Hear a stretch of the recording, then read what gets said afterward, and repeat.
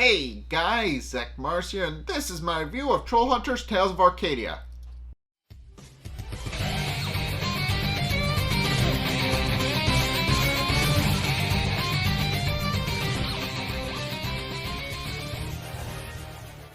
Okay, so this episode, the main focus of this episode is the fight with Draal, which does finally happen in this episode. Like, it took 2-3 episodes for them to finally finalize a date, but it does finally happen in this episode. But it also does have more just to change some things going forward, but which I'll get into. But first and foremost, the episode begins, of course, with Jim and Toby being at the police station because, as you remember last episode, they got arrested for breaking into the museum, and the police also make fun of them for breaking into this museum, pointing out that you have to be some special kind of nerd to think that breaking into a museum is cool. But in any case, they do take pictures, and Toby just kind of hams it up for the camera, much to the police officer who's taking the picture's chagrin, because he's doing their mug shots and all that, and Toby is just hamming it up for the cameras, which he's not supposed to do. It's supposed to be a serious thing where you get your mug shot taken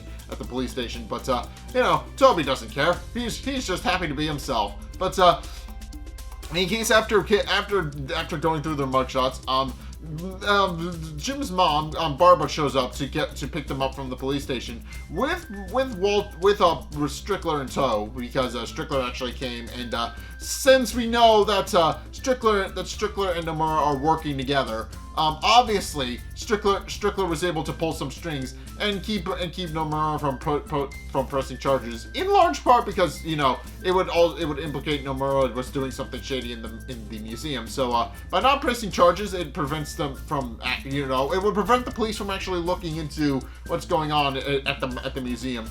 And so he just kind of plays the whole, she's an old friend, she's more than happy to not press charges if I ask her, kind of thing. But in case they continue to discuss and finish things up with the police, while Toby and Jim inside Barbara's car then start discussing some things as well.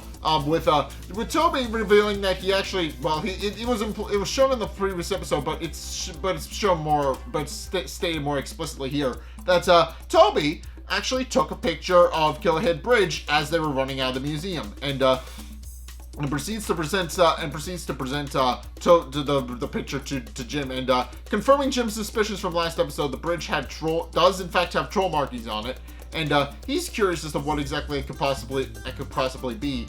But of course, it points out that they're going to have to figure out some other things as well, namely what exactly these creatures are that are posing as humans and walking among them. With Toby going on the obvious tangent that obviously if they're able to shapeshift, then they could be literally anybody, and then wonders who could also be a changeling. Even going so far as to suggest that Strickler might be one. But of course, as you can probably guess, Jim, and this is pretty ironic considering, he's wrong, and he eventually finds out he's wrong. But Jim points out that Strickler couldn't possibly be a changeling since he's been teaching at Arcadia Oaks High School since the dawn of history, and points out that if Strickler's one, then Jim is also one.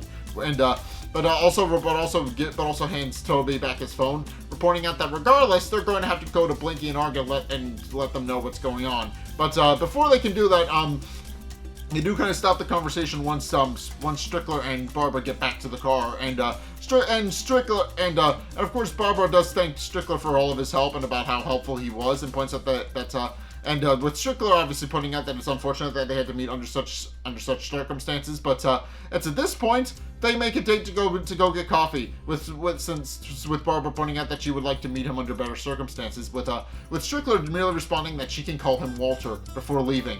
And of course Jim points out the obvious fact that she just kind of yada-yada'd over the fact that that she just asked his teacher out on a date when he's supposed to be picked up from the police station. And of course Barbara points out that he shouldn't make it about him, and points out that obviously the fact that the two of them were idiots and broke into a museum is a lot bigger deal than Barbara is planning to go on a date with Jim's teacher. And for that reason, she points out that he's grounded, and also points out that until he apologizes to Ms. Nomura, he's not allowed to leave the house except for school.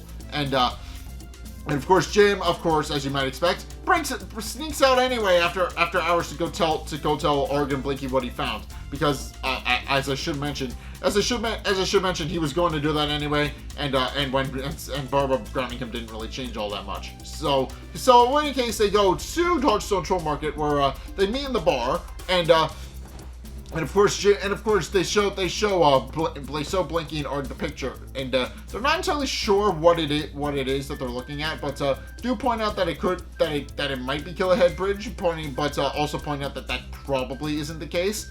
But of course Jim also and Toby also shared their other findings about how they saw someone change from a troll to a human and back again, and wonders if there's anything like that that's possible. At which point Blinky and Arg start discussing in Troll, having a very private discussion and trying to discuss what it could possibly mean.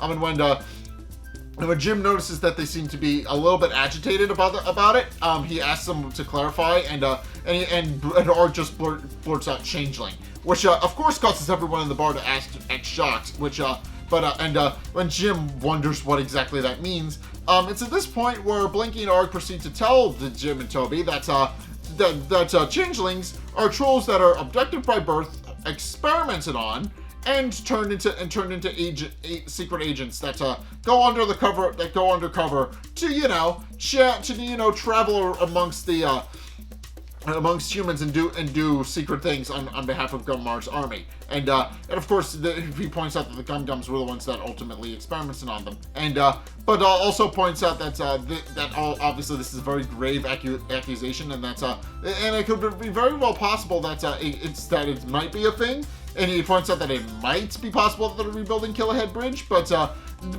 Blinky also points out that in order to do that, it would take a massive army of them to find all the pieces, which he points out it's definitely seems could be possible, but also is highly unlikely.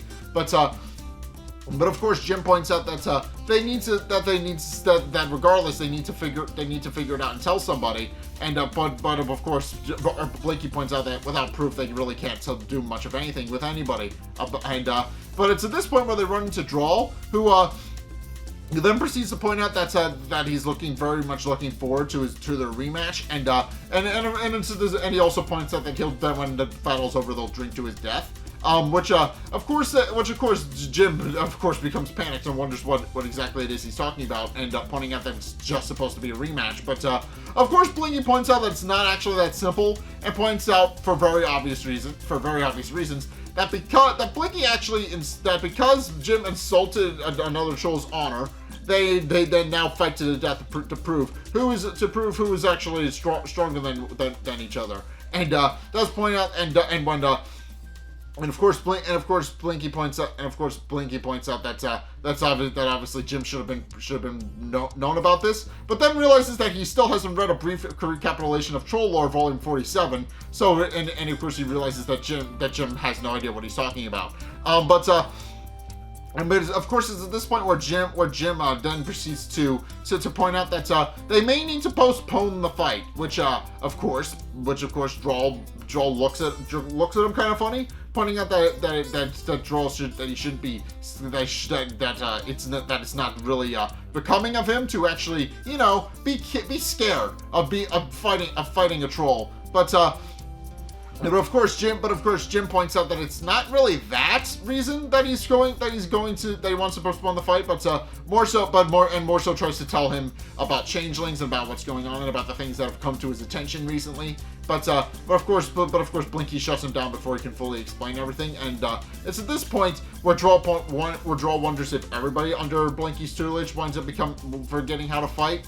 And not so subtly referring to Unkar the Unfortunate as well, but also specifically Arg, since Arg has sworn an oath of pacifism. But But of course, he then proceeds to point out that he was going to make Jim's death swift and painless, but points out that for that act of cowardice, he's now going to make sure Jim suffers before he takes what is rightfully his.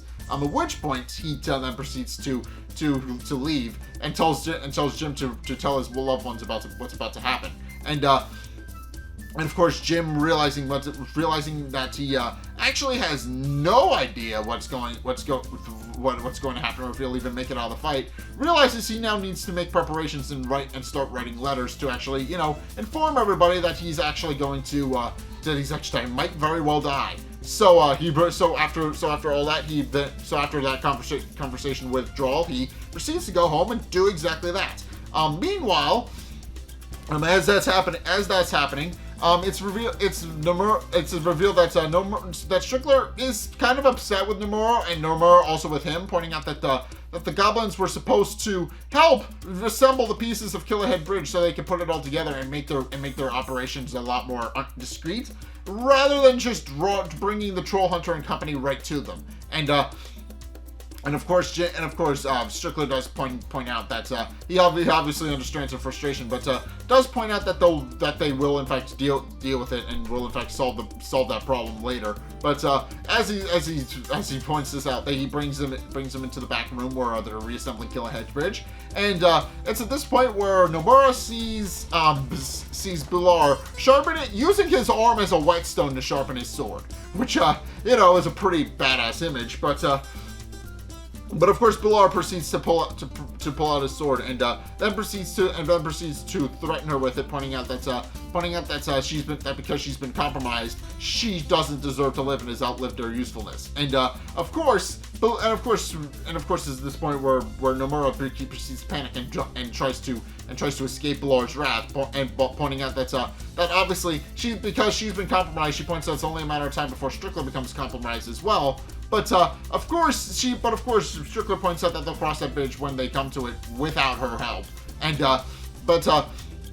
of course, at this point where Bilar goes in for the kill, but in the process, she winds up grabbing the circular object from last episode, and we get a better look at it. And it's at this point where Bilar then proceeds to stop his assault on her and decides to hear her out. And she reveals that the thing she's acquired is a fetch, which, as she points out, which she can use to bring in another changeling, which of course Strickler protests against, pointing out that the Killerhead Bridge is pretty much finished already, and they don't really need to do any of that. They don't need to continue to build the bridge up. But Bilar decides to heal her out and points out that it could be good to after listening to her, pointing out that it could be good to watch his father's legion grow, and of course points out that it could be just an insurance policy in case they wind up being one changeling short, or for whatever reason. Not so much heavily implying that he would absolutely kill one of them if he had to, but and he was about to. But he then proceeds to, and at which point Bilar then proceeds to leave. And while Nomura looks at Strickler with a look of satisfaction on her face, while Strickler just kind of rolls his eyes at her. But yeah, the fetch does wind up becoming important later. It will become an important object, but it also does imply some things that will happen later, and they do happen later. I will get into that, but of course, it's at this point where meanwhile Jim has since returned home and is currently in the process of drafting letters for each and every single one of his loved ones. Specifically he only has the 3, so he only really likes 3 letters. And the first one he decides to start with is Claire, who of course he was trying to get to know and become more than friends with. And obviously that's going to be a recurring thing going through the rest of the season. But Of course, he's trying to figure out the best way to explain to her without revealing the history of trolls or whatever. So it takes him several revisions before he finally gets it right. At which point he shows up at play rehearsal as the understudy to Steve, of course. And what we quickly find out is that Steve isn't really a major character in this episode, but we do find out that he's not exactly great at sharing the spotlight.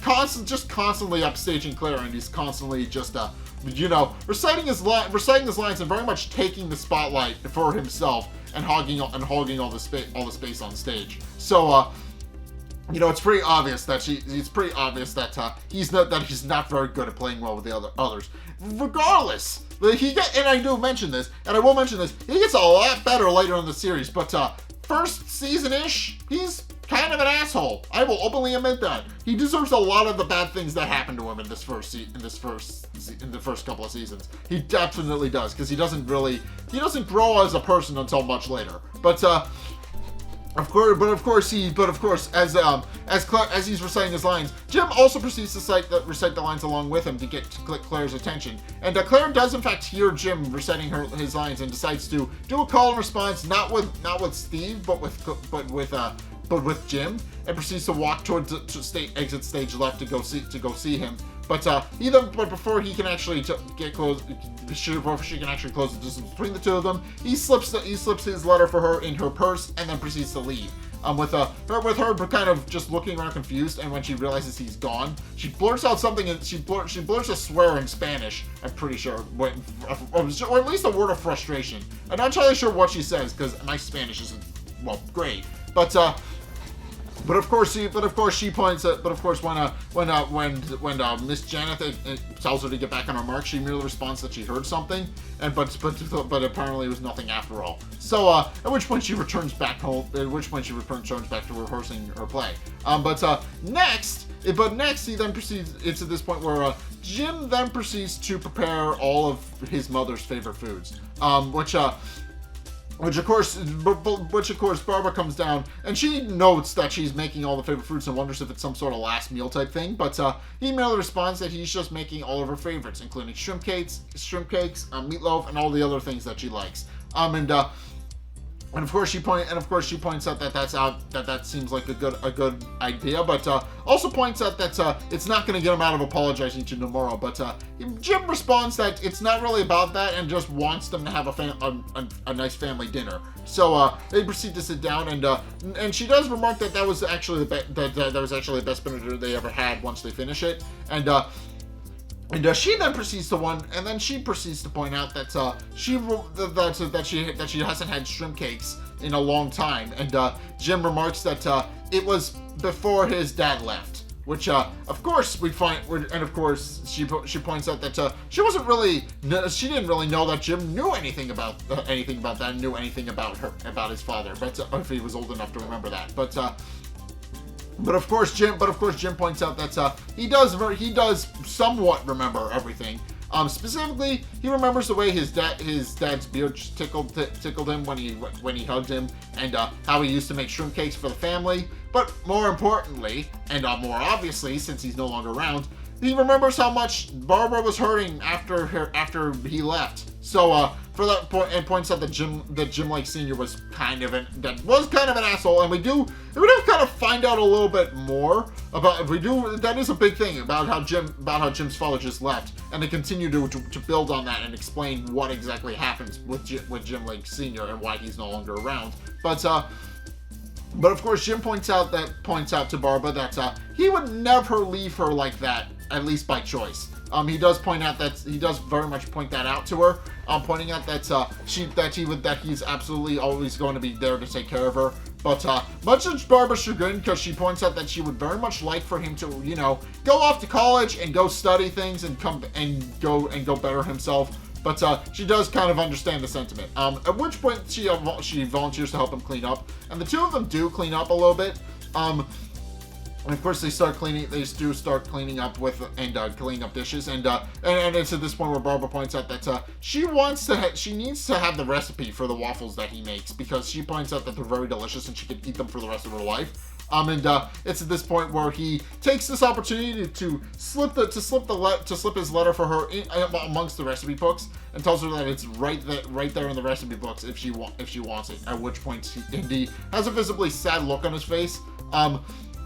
And of course does kind of solemnly look at her before going upstairs to go to bed. But what we quickly find out is that he can actually sleep, And the amulet, and he notices that the amulet can sense that he can't sleep because it's responding to his emotional state. So he decides to play around with the light on it for a little bit to see what it can do, to just kind of play with it and kind of just illuminate certain places. And then, at which point he discovers a unique property of the amulet of daylight when it's lit up. As he finds out, he points into it. He has a picture. I think I've discussed this, but he has a blueprint of a Vespa on his wall. And when he shines the light from the amulet on the blueprint, it shows the words on it in Troll and not in English, which he points out is very strange and very interesting. But then Jim gets excited and quickly realizes that what this actually implies for him. And sure enough, he then proceeds to grab the book that Blinky's been begging him to read, a recapitulation of Troll Lore volume 47. You know, before the updated version regarding Jim's thoughts as the first human troll hunter came out. But of course, he pulls out the book. And of course, as Jim expected, when he shines his amulet on the book, it changes it so that he changes the text so he can actually read it, which he points out is very interesting. But he also then discovers another property of the amulet, which is that it can flip it'll flip to whatever page he needs it to flip to, and case in point, and then proceeds to open up because it senses that he has an impending fight with Draal and is worried that he won't be able to win. So it flips him to the chapter in the book about the Trollhunters' third rules, about studying your opponent for weaknesses. And at which point he starts reading the passage on it before Toby calls them over their walkie-talkie setup that they have. And he does point out if Toby does ask him over the walkie-talkie if he's asleep, and Jim points out that he's actually been nervous, so he's been reading instead, and of course Toby doesn't blame him and points out that it's gonna be a big fight tomorrow, then decides to go to sleep himself, and Jim just remarks that was a very effective pep talk, except not really like at all, but in case the next morning, it's at this point where he's actually the time for the fight, and Draal is about to enter and Jim is about to enter as well, and Vendel has gathered a large crowd to watch the fight between the two of them because this is a big spectacle between trolls and other people, but of course, it's at this point where Vendel then proceeds to get ready to give an announcement about the fight between Draal and Jim, and as he's kind of getting everything set up and telling everybody about the rules of the fight. It's at this point where Blinky then tells Jim that if his training pays off, that he will absolutely remember that he will absolutely do fine. And then proceeds to refresh Jim on the 3 rules of troll hunting. But when they get to the 3rd rule, Jim proceeds to point out that he was actually studying up on previous troll hunters and how they defeated various opponents. And he noted that some of them didn't necessarily have grognux per se, but it did have weaknesses for the trolls to exploit. And then proceeds to wonder if Draal has any sort of weakness like that. And of course, is at this point where Blinky just pulls Jim into a fierce hug, being very happy that he finally read the book. But in case after talking with Blinky, it's at this point where Jim then proceeds to hand Toby a letter and telling them that in case he doesn't make it, Toby then insists that he's not going to read it because they're going for tacos after, and but Jim points out that there's no guarantee that he's going to survive the fight, but Toby points out the opposite, pointing out that last time they went for tacos. And Toby bought, and Jim said that he would get him next time. So he points out that he's going to get the letter back unopened, and then they're going to go for tacos. So, of course, Jim then proceeds to, and of course, at this point where the arena then proceeds to open up and let the contenders in, and of course, Draal has this massive spiel about how he's the son of Kanjigar and all these and his reputation as Draal the Deadly and all these other things that he's done. At which point Draal rolls in like Sonic the Hedgehog. But then they get to Jim, And of course, Jim isn't as well known to the troll kind, nor do they know all of his feats that he's accomplished. So they just refer to him as the son of Barbara, which of course they pronounce Barbara's name wrong, but it's fine. But of course, it's at this point where they proceed to raise up the middle platform, because it's revealed that the Hero's Forge is designed for large spectacle fights. Case in point, the middle platform raises up and lifts them into the air. And of course, Jim and Draal then proceed to be hauled up into the air. And Jim looks around and is very visibly concerned about the fact that they could very well fall into the machinery, and realizes that this very much is to the death. At which point, Draal proceeds to battle and proceeds to knock Jim over the edge of the platform, and he nearly falls into the gears. By which point, Draal proceeds to jump down and tries to attack him again. This time, but Jim quickly figures out that he's figured out a new technique that he didn't realize he knew how to do, and Blinky didn't teach him, but he figured out that he can actually throw his sword, summon it back to his hand, and continue fighting with it and throwing it as a more ranged method to fighting. And of course, Blinky is impressed, because he points out that he didn't actually teach Jim how to do that. Jim just kind of figured that out on his own. But when Jim winds up, losing the sword permanently, he realizes that's the end of that move, and proceeds to go on the defensive as he tries to run from Draal, who then proceeds to once again use his rolling ability to just kind of get an attack on Jim from above, and just barely, and Jim is just barely able to survive because of his armor. Although they do note that it does visibly hurt. And of course, Draal then proceeds to throw Jim back onto the raised platform. And it's at this point where the platform changes, turning the platforms into a series of ledges, which Jim is barely able to hang on. But it's at this point where Draal proceeds to kick him off the ledge and hurts him further. Of course, Toby at this point proceeds to protest, pointing out that obviously Jim is getting killed and that they need to do something. But of course, Blinky and Arch stop Toby, pointing out that it's Jim's fight and that he needs to finish it. And of course, Draal then proceeds to try to corner Jim, and it's at this point is about to finish him. But Jim then proceeds to invoke rule number 3, kicks Draal in the grog knocks, what we find out is that that's actually a distraction for Jim's true purpose of what he's trying to do. As it turns out, Jim has since figured out that the best way to actually, study his opponent for weaknesses, and he actually did. And what he found out is that because of Draal's massive horns and his big broad shoulders, Draal in fact has one massive weakness. He can't see behind him. So Jim is able to actually sneak up behind Draal and use his blind spot to his advantage, with Blinky being pressed that Jim has actually found a weak spot. And of course, it's at this point where Draal points out that Jim is not worthy of being the troll hunter and honoring Kenjigo's legacy. But it's at this point where Jim notices that notices the giant swinging axe and leads Draal directly in front of it.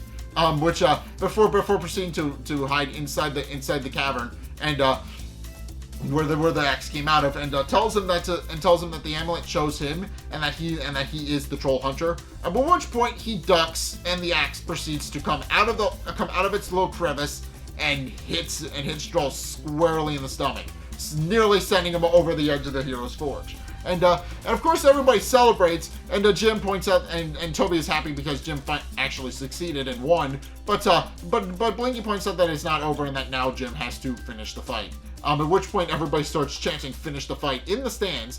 And Jim proceeds to go over to where Draal is actually hanging on for dear life, and proceeds to instead of killing him, Jim then proceeds to use his sword as a handhold by jabbing it into the ground, and proceeds to offer Draal his hand. And when Draal points out why he's not killing him, Jim points out that those are the house rules, not his. At which point he proceeds to rescue Draal from the ledge. Although Draal points out that he should have killed him when he had the chance. At which point At which point everybody starts booing, and because obviously Jim didn't finish the fight. But Jim then proceeds to stand in the middle of the arena and points out that he didn't choose to abide by the rules. He pretty much broke the rules when the troll mantle was passed to him, which is but he was the first human to do so. But does point out but then proceeds to point out in front of everybody that the enemy is walking amongst them, and that they're going to need somebody who can't hide in the shadows, and does proceed to point out the idea of the changelings, and is about to tell everybody about how they're reassembling Killhead Bridge, but Blinky proceeds to grab him and stop him before he can do that, and then proceeds to pull him away from the arena. Although Vendel, hearing all of this, does wonder what Jim is talking about, and then proceeds to scratch his head and wonders if this is in fact true. But of course, at this point where everybody's happy about the fact that Jim has successfully won his battle against Draal, with Toby then proceeding to fiercely pull Jim into a hug, and points out that he's very happy that he's alive, and of course he points when he realizes that Toby read the letter. He does point out that it was heavily implied, but now that Toby knows that Jim and him are best friends, that changes their relationship to a whole nother level, and he's very happy to be Jim's best friend.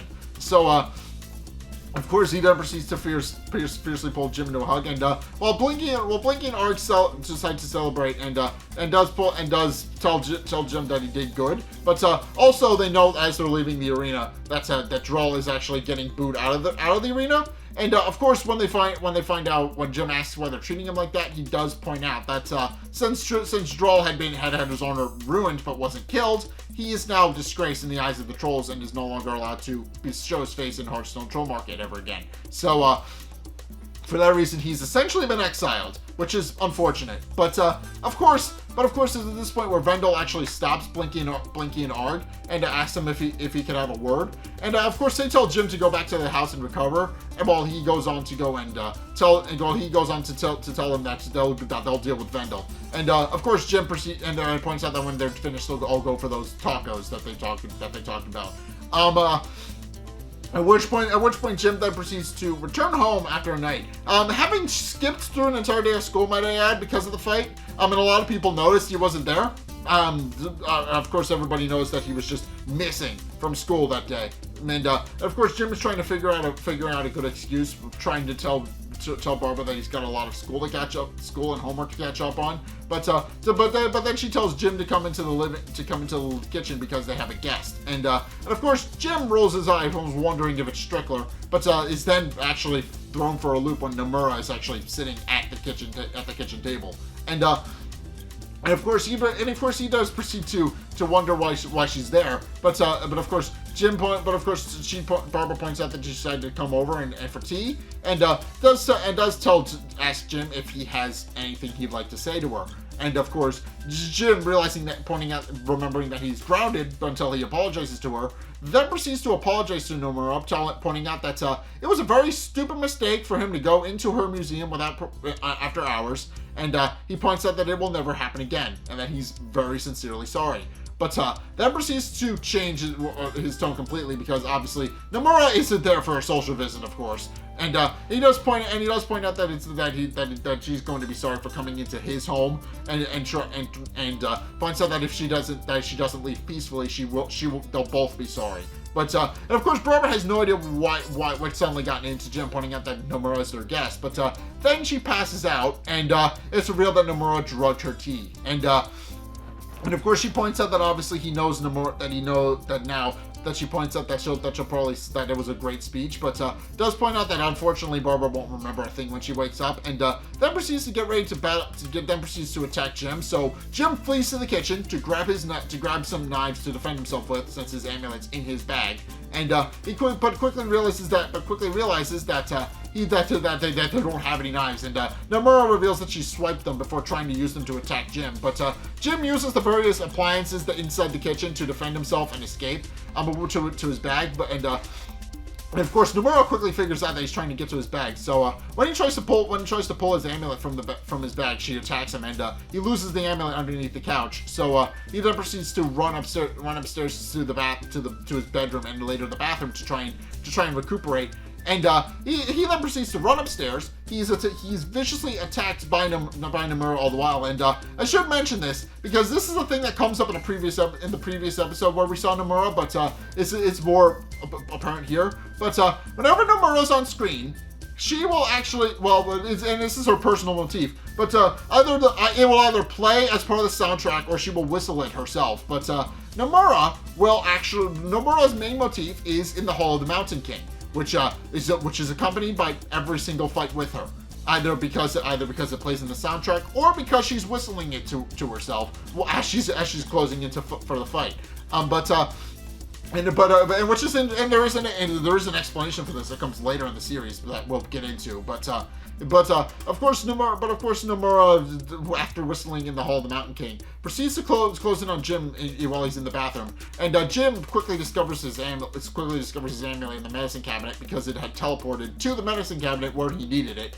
And he proceeds to grab it and summon his armor. But as Nomura is about to barge into the bathroom and try to kill him, it's at this point where we hear a scuffle outside the bathroom door. And Jim has no idea what's going on. But all he knows is that he hears a new noise that he shouldn't be hearing. So he immediately opens the door to go look out. And what we quickly find out is that Draal and Nomura are actually engaged in a battle. We don't get to see most of the battle because it's shot from Jim's perspective, and all we really see is Draal and Nomura battling outside Jim's house as he comes downstairs. And eventually Draal and Nomura start battling in the bathroom, in the backyard. Their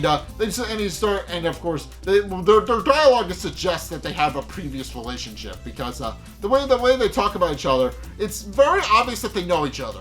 But it's not explicitly told how, just that they do. And of course, Draal points out that she should leave, pointing out that he will not be more than happy to explain to blow to her again, and feed her defeat. But she also mocks the fact that Draal suddenly has honor when he didn't before, and points out that obviously he's not going. She also heard about what happened with Kanjigar, and points out that Spilar liked the way he screams, which sends Draal flying into the rage, and he proceeds to attack her. And eventually, Draal, despite initially being overpowered by her, Draal is eventually able to grab her and send her flying, and calls her an impure before spitting. And of course, at this point where of course Jim is very surprised that Draal actually came to his aid and wonders if he's actually here to fight. But Draal points out that he's not there to fight, but to protect. He's there to assist Jim and keep him safe. And of course, when Jim realizes he's no longer in danger, he summons his armor. And of course, Draal proceeds to pick up the amulet, and repaying the kindness that Jim showed him during the fight, he then proceeds to hand the amulet back to him. And also mirroring what Jim said in the fight, tells him not to make it weird. So. And of course, Jim happily takes his amulet, and then asks why Draal